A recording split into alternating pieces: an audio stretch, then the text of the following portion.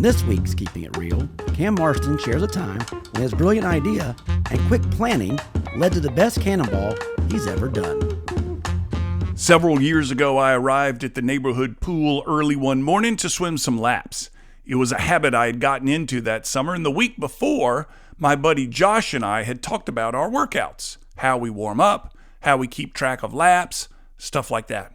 I was going to try some of his ideas, and it was very early that day, but someone was already in the pool putting in their work. Head down, strong kicks, big flip turns. I put my towel on a chair, put my goggles in my pennies, which I used to count sets, in a neat little pile at the end of the open lane at the edge of the pool. I started stretching and took a look at the other swimmer. It was Josh. He has an unmistakable balding pattern that was clearly visible in the water as he headed down his lane towards me. Oh, I thought, this is gonna be fun. When Josh made his flip turn, I had backed away so he wouldn't see me. I kept stretching, and by the time he was headed back towards me and got close to the end of the pool, I took 4 or 5 running steps and I launched and tucked into the tightest cannonball an unlimber middle-aged man could tuck into.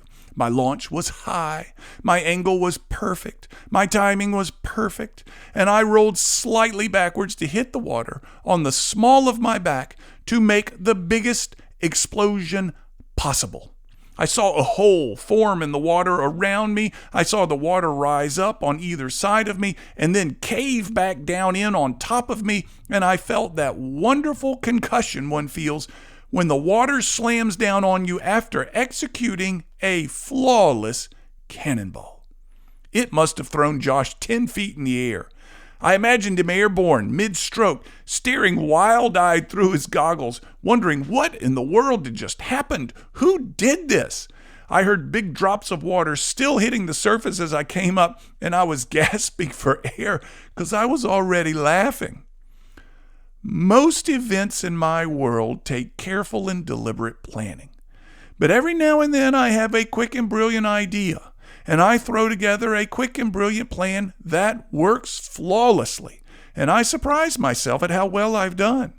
I tell myself I'm smarter than I give myself credit for. Usually when I rush things go wrong. Josh stood up, looked at me with his mouth wide open, ripped his goggles off, and it wasn't Josh. It was someone I had never met before, someone I didn't know. I just stood there. I didn't know what to say. I couldn't form a word, and I finally just muttered, "Oh, sorry," and swam away as fast as I could and didn't stop swimming till he'd finished his workout, left the pool, and I had seen him drive away. It was awful. My quick planning had done it to me again. I'm Cam Marston, and I'm just trying to keep it real. To hear more commentaries, search for Keeping It Real with Cam Marston on your favorite podcast app or follow Cam Marston on social media.